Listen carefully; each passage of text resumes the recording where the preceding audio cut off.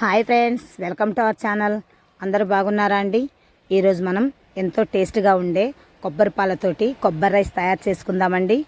ఇందుకు కావాల్సిన ఇంగ్రీడియంట్స్ వచ్చేసి 1.5 కప్పు రైస్ అండి, ఒక ఫుల్ కొబ్బరికాయ అండి, పచ్చిమిర్చి కట్ చేసి ఉంచుకోవాలి, అలాగే టొమాటోస్, కరివేపాకు, ఒక అనాస పువ్వు అండి, 2-3 ఇలాచీలండి, కొంచెం ఒక ముక్క దాల్చిన చెక్క అండి, ఒక 3-4 లవంగాలండి, ఒకే 2 ఆకులు వచ్చేసి బిర్యానీ ఆకులు, మన ఆనియన్స్ కూడా కట్ చేసి ఉంచుకోవాలి. ఓకే అండి. రైస్ని బాగా కడిగి ఉంచుకోవాలండి, పక్కన పెట్టేసుకొని ఉంచుకోవాలి, 1 అవర్ నానాలి. ఈలోపు మనం కొబ్బరి కొట్టి చిన్న చిన్న ముక్కలుగా తయారు చేసుకొని మిక్సీ జార్లో వేసేసుకోవాలండి. నీట్గా కడిగేసుకొని కొంచెంగా వాటర్ వేసుకొని మెత్తని పేస్ట్లా పట్టుకోవాలండి. ఎక్కువ వాటర్ వేయొద్దండి, ముందుగానే పేస్ట్ బాగా అవ్వదు అది. ఓకే, చూసారా? కొంచెం వాటర్ పోసుకుని అలా పేస్ట్లా తయారు చేసుకొని ఇప్పుడు వడకట్టుకోవాలండి. అందులో చిక్కటి పాలు మొత్తం దిగేంత వరకు బాగా స్ట్రైన్ చేసేసుకోవాలి. అప్పుడే కొంచెం కొంచెంగా వాటర్ వేసుకుంటూ మొత్తం స్ట్రైన్ చేయాలి. చూసారా, చిక్కటి పాలు మనకు రెడీ అవుతున్నాయి. ఓకే, ఎక్కువ వాటర్ అవసరం లేదని మనకి ఎన్నైతే కొలతకు అవసరమో అన్నీ తీసుకోవాలి. 1.5 గ్లాస్ వాటర్ తీసుకున్నాం, రైస్ తీసుకున్నాం కదండి. 3 గ్లాసెస్ వాటర్ అయితే సరిపోతుంది మనకు. చూసారా, అలా నీట్గా పట్టేస్తే అలా పొడి పొడిగా వచ్చేస్తుంది అనమాట కొబ్బరి పిట్టు. అది పక్కన పడేసుకోవాలి. ఇప్పుడు మనం రైస్లోకి వెళ్ళిపోదాం రండి. స్టవ్ మీద గిన్నె పెట్టేసి అందులో ఆయిల్ వేయాలి. ఆయిల్ బాగా వేగిన తర్వాత ఇప్పుడు మనం ముందుగా మసాలా దినుసులు పక్కన పెట్టుకున్నాం కదండి, అవి 1 బై 1గా వేసుకోవాలి. ఇప్పుడు ఫస్ట్ అనాస పువ్వు వేద్దామండి. ఓకే, దాల్చిన చెక్క, లవంగాలు, ఇలాచి, బిర్యానీ ఆకు అండి. బిర్యానీ ఆకు కొంచెం తుంచి వేసుకోండి, ఆకులుగా ఉండకుండా. ఓకే, వేసి బాగా కలుపుకోవాలండి. కొంచెం వేగుతున్నాయి అనుకున్నప్పుడు మనం ముందుగా కట్ చేసి ఉంచుకున్నాం కదండి పచ్చిమిర్చి, అవి కూడా అందులో వేసేసుకోవాలి. అవి కూడా కొంచెం వేగిన తర్వాత కరివేపాకు కూడా వేసేసుకోవాలి. కరివేపాకు కూడా బాగా వేగింది అనుకున్నప్పుడు చూసారా, చిటపటలాడటం తగ్గిపోతుంది. అప్పుడు వచ్చేసి టమాటోస్ కూడా వేసుకోవాలి. టొమాటోస్ బాగా మగ్గిపోతాయండి. బాగా అప్పుడప్పుడు కలుపుతూ మెత్తటి పేస్ట్లా తయారు చేసుకోవాలి అది కూడా. ఓకే అండి, బాగా వేగనివ్వాలి టమాటోస్ని. చూసారా, లో ఫ్లేమ్లో పెట్టేసుకొని బాగా అప్పుడప్పుడు కలుపుతూ అలా టమాటోస్ మొత్తం మెత్తగా వేగిపోయేలా తయారు చేసుకోవాలి. ఓకే అండి, అవి వేగుతున్నప్పుడు తర్వాత మనం ఒక 2 స్పూన్స్ వచ్చేసి అల్లం వెల్లుల్లి పేస్ట్ వేసుకోవాలండి. ఓకే, అల్లం వెల్లుల్లి పేస్ట్ మొత్తం పచ్చివాసన పోయేంతవరకు వేగిస్తూ ఉండాలి. అదంతా ప్రాసెస్ మొత్తం లో ఫ్లేమ్లో చేసుకోండి. ఓకే, ఇది వేగుతున్నప్పుడు మనం ఆనియన్స్ కూడా కట్ చేసి ఉంచుకున్నాం కదా, అవి కూడా వేసేసుకోండి. అవి కూడా కొంచెం బాగా వేగనివ్వాలి. రెడ్ కలర్గా అలా ఏం రానవసరం లేదండి, జస్ట్ ఉడికితే సరిపోతుంది. ఇప్పుడు మనం ఒక 2 స్పూన్స్ వచ్చేసి నెయ్యి వేసుకుందామండి. నెయ్యి వేసుకోవడం వల్ల అన్నంకి బాగా టేస్ట్ వస్తుంది. ఓకే, బాగా వేగుతుంది చూసారా. ఇప్పుడు మనం నెయ్యి వేసేసుకుందాం. అన్నం బాగా టేస్ట్ వస్తుందండి నెయ్యి వేయడం వల్ల. అన్నం కూడా బాగా పొడి పొడిలాడుతూ బాగుంటుంది. ఓకే, బాగా కలిపేసుకోవాలండి. అది కలుపుతూ అది వేగుతున్నప్పుడు ఇదిలోపు మనం రైస్ కడిగి పక్కన ఉంచుకున్నాం కదండి, అవన్నీ నీళ్లు వంపేసుకొని ఒక గిన్నెలో పోసించుకోవాలండి. అస్సలు రైస్లో వాటర్ కొంచెం కూడా ఉండకూడదండి. చూసారా, అలా పొడి పొడిగా ఉండాలి. ఇప్పుడు ఆ రైస్ మొత్తం మసాలాలో వేసేసుకొని బాగా కలుపుకుందామండి. ఒక 2-3 మినిట్స్ బాగా కలుపుకుందాము. ఓకే, ఆ మసాలా అంతా రైస్కు పట్టేంతవరకు బాగా కలుపుకుందామండి. రైస్ మొత్తం కలిసిపోయిన తర్వాత మనం ముందుగా తీసించుకున్నాం కదండి కొబ్బరి నీళ్ళు, అవన్నీ అందులో పోసేసుకుందాము. నేను 1.5 గ్లాస్ తీసుకున్నానండి రైస్, అందుకని 3 గ్లాసెస్ పోసుకుంటున్నానండి. కరెక్ట్గా 1.5 గ్లాస్కి 3 గ్లాసెస్ సరిపోయాయండి.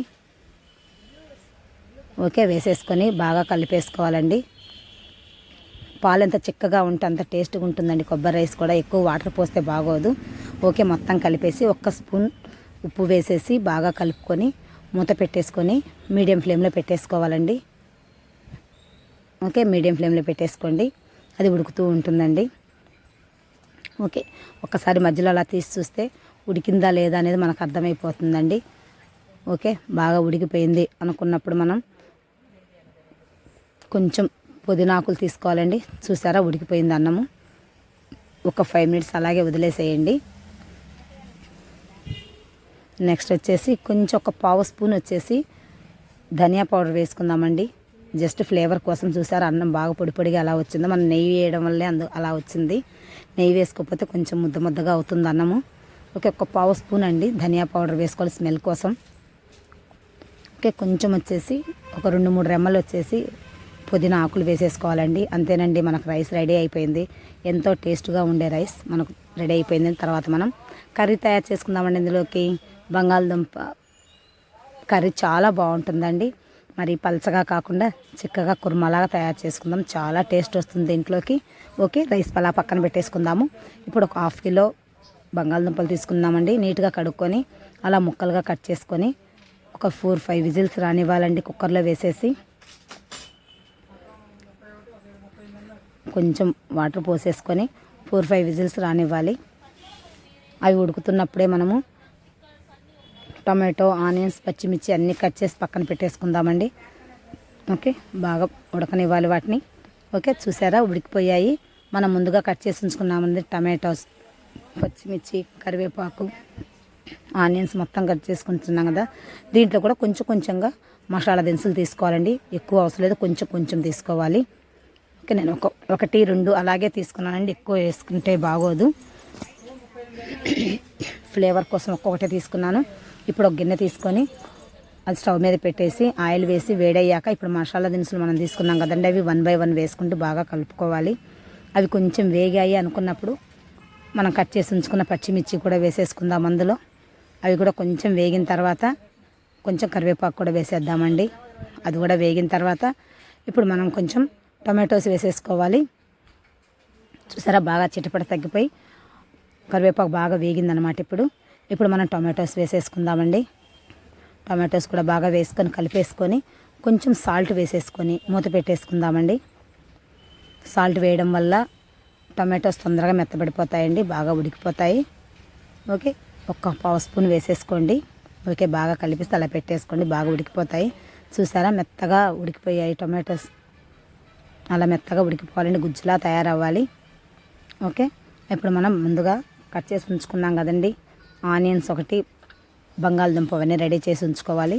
ఇప్పుడు టమాటో వేగింది కాబట్టి దాంట్లో కొంచెం ఒక ఫుల్ స్పూన్ కారం, ఒక పావు స్పూన్ వచ్చేసి పసుపు, కొంచెం ఉప్పు వేసుకోవాలండి. ఎందుకంటే ముందుగా మనం వేసుకున్నాం కాబట్టి కొంచెం తగ్గించి వేసుకోవాలి. ఇప్పుడు బంగాళదుంపలు కట్ చేసి పెట్టుకున్నాం కదా, చూసారా కొంచెం పెద్ద సైజులో కట్ చేసుకోవాలి కుర్మాకి. ఇప్పుడు కొంచెం ఆనియన్స్ వేసేసి తర్వాత బంగాళదుంపలు వేసేయాలండి. ఆనియన్స్ ముందేం వేయని అవసరం లేదండి. కూరలో ఉడికితే మనకు మధ్య మధ్యలో ఆనియన్స్ కనపడుతూ బాగుంటుంది కుర్మాలో. ముందే వేసేస్తే మెత్తగా మగ్గిపోతాయండి, అప్పుడు ఏమంత బాగోవు. చూసారా బాగా కలిపేసుకొని మసాలా మొత్తం, మనం వేసిన మసాలా మొత్తం బంగాళదుంపలు పట్టేలా కలుపుకొని 1-2 గ్లాసులు వాటర్ పోసేసుకోవాలండి.